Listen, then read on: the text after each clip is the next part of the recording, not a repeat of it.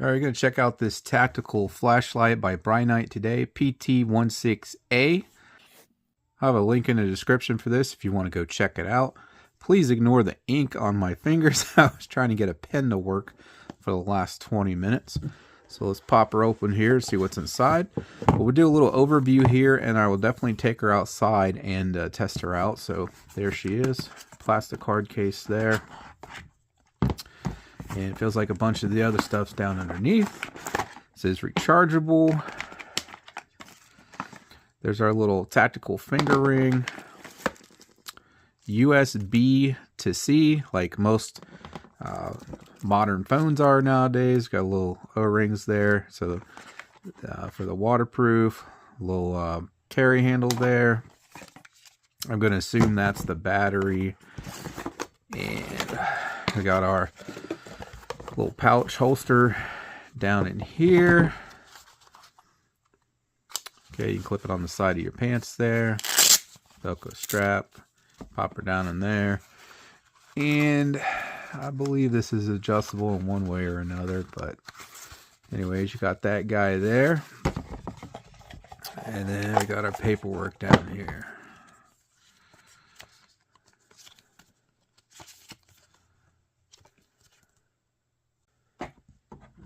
Alright, so the waterproof IP68. This has a memory function, so when you turn it on and off, it'll automatically come back on to whatever you last had it set at. It has a lockout mode as well, so you can lock it to where it'll stay on no matter if you push the buttons. It's got a SOS and strobe mode, so obviously SOS is flashing, but a strobe is a really fast flash, but it has both. Then you got low, medium, high, and turbo mode. On low, it's only 5 lumens with a 18,000 minute runtime. I think it was like 300 hours. Medium is 120 lumens, 1200 minutes of runtime. High is 900 lumens, 230 minutes runtime. And then turbo mode's up to 3000 lumens. Again, we will test that out in this video. Max throw range on turbo is 418 yards or 458 meters, 1500 feet. Weighs 5 ounces. It does have an overheat protection, so if it gets too hot, it'll start dimming the bulb. So that's nice. Instead of just shutting off, it'll just dim it down for you if it gets too hot. And you got this glass breaking bezel on the front here, which is oh nice. Yeah, little spikes on there. So you can break a car window with that if you have to. And that's about it. Again, you can attach this little tactical ring here. So if you want to, you know, put your finger through it or whatever, you have that option. But that pretty much covers all the features of this. So let's get to the part that I know everybody wants to see. I'll get this guy charged up fully and then we'll go outside and test her out. All right.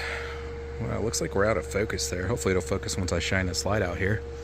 Anyways, back to the trees. It's about 250 yards roughly, if I remember correctly. Last time I was looking out that way.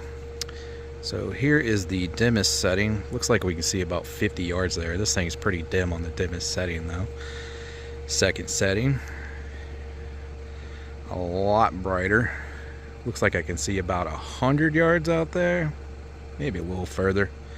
Third setting, and now I can see stuff in the air. So it's kind of humid out, so that's gonna limit our distance a little bit. Ooh, there's some eyes out there. Something that looks kind of tall.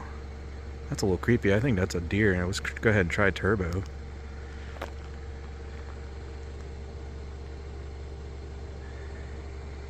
I don't know, I'm a little worried now. It was coming this way. It'd be a coyote or a dog or something.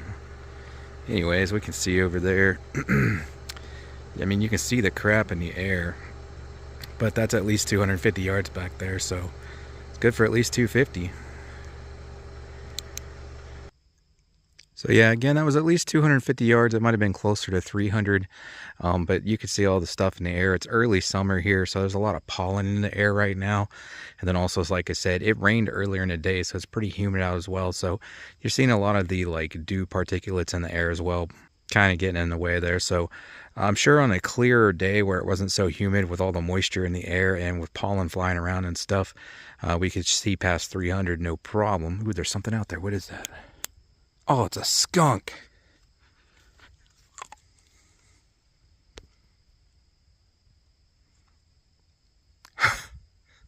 I know I've been smelling those guys, Man, there's all kinds of surprises in this video.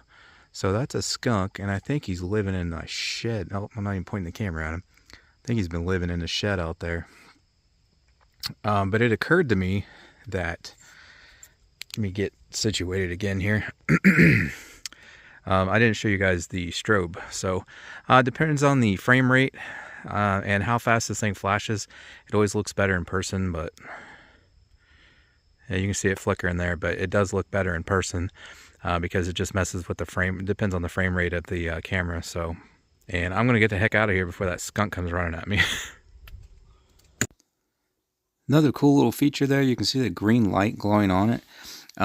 It's bright enough to see, at least in a light bulb lit bedroom. I don't know about outside in broad daylight, but you can see it in the bedroom there.